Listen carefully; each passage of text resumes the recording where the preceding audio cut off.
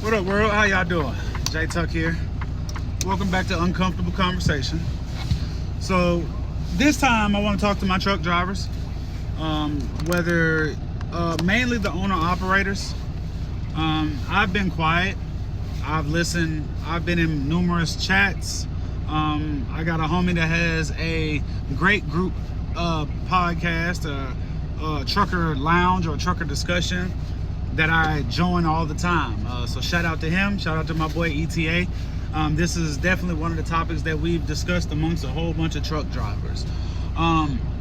Every truck driver that's an owner operator right now, or majority of them that I've listened to, have had a problem with the brokers. They've always said that the brokers are taking all the money, the brokers are taking all the money.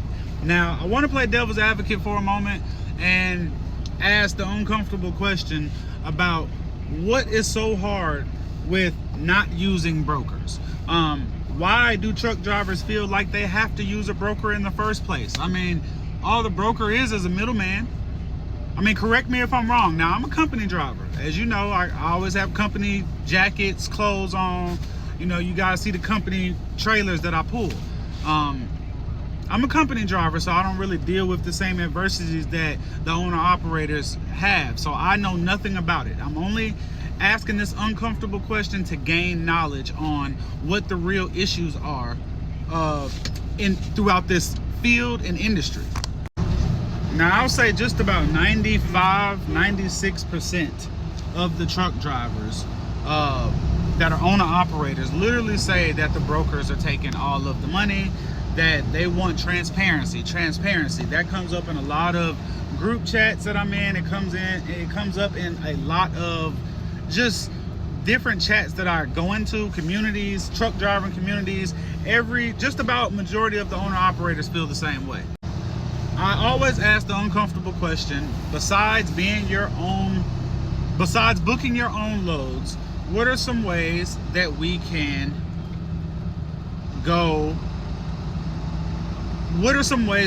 actually stop the brokers from taking majority of the load that you're taking?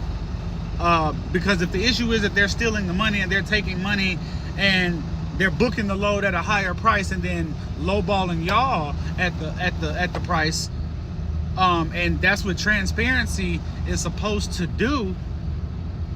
Why isn't that a part of your everyday routine? Since you're your own owner operator and you operate your business how you see fit, why are truck drivers, owner operators, still taking loads from brokers without getting transparency first?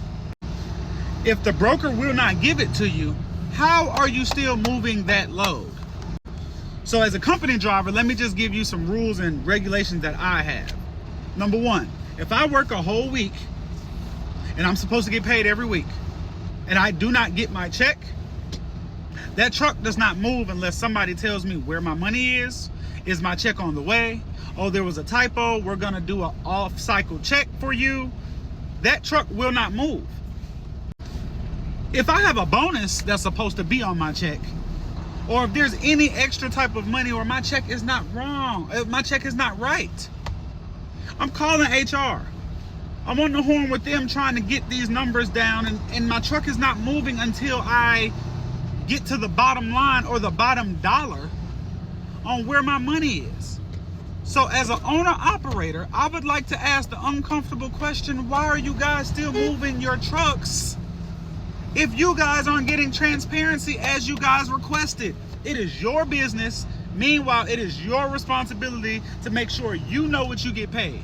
Just like DOT regulations for company drivers, if there's anything wrong with that truck as a CDL holder, it's up to us and it's on us to fix it, or it's on us to get that ticket if we ride with no headlights.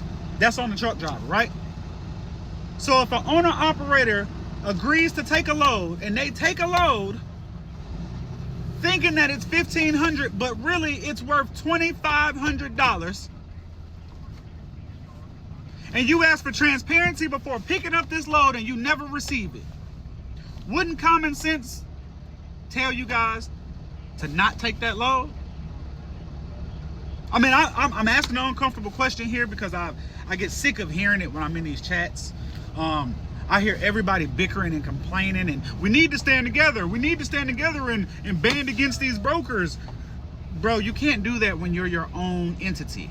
When you're your own entity, one truck driver may have 4 kids, another truck driver may have 2, another truck driver may not have any. The expenses that each individual truck driver needs is not the same. Therefore, I will not stand with another truck driver that needs only $1,000 a week. Nah, I'm not cool with that, because that don't run my household and that don't feed my kids.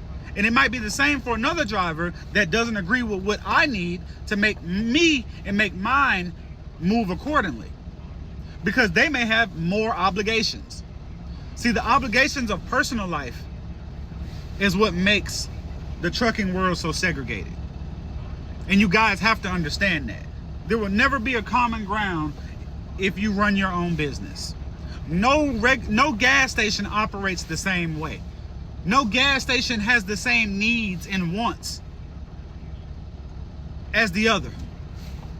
So my truck drivers, I am really asking y'all the uncomfortable question, without being selfish, without being rude, without disregarding other people's needs. What are some solutions that we can do? Or what are some solutions that we can put together as truck drivers that can get better wages? Because we are essential workers. You know, when COVID came, we were running left and right, up and down these streams, and we are the reason why this world is still running the way it is. We are the reason why a lot of these stores have all of the goods that they need when we go through pandemics. But yet some of us, majority of us, especially the ones that are new, don't make over $75,000, $80,000 a year. But mind you, you got LeBron James, and you got basketball players, and you got entertainers, rappers, and singers that make buku money and millions of dollars. The real truth is that half of the celebrities would be unalive if truck drivers stopped doing their job. And what I mean by that is that they would not look as good. They probably wouldn't be as rich.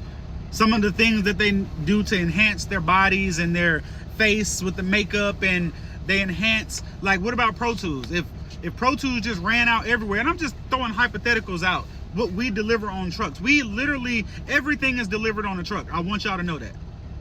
Pads, tampons, on down to Xboxes, necessities, wants, needs, everything is delivered onto a truck. So your favorite celebrity, what makes them them, what makes you like them, are all of the essential stuff that they have. The hair weaves, the makeup, the this, the that. If Rihanna and your favorite artists and Beyonce and them couldn't get the makeup and the stuff that they deserved or they felt like they needed at the time from us truck drivers, they wouldn't make those millions of dollars. So the uncomfortable question that I have is, what can we do as drivers to bring awareness to the government and to the people that we are more important than they think? That our pay should be just as high as those celebrities, as well as teachers. Teachers' pay should be up there as well, because they shape the world in the future. Let's have an uncomfortable conversation, y'all. We're just living in this world, man. We're not paying attention to how it's being governed. Or we're so stuck on the superficial stuff that we just don't care to even want change. That's my 2 cents. Y'all keep the change. J Tuck out.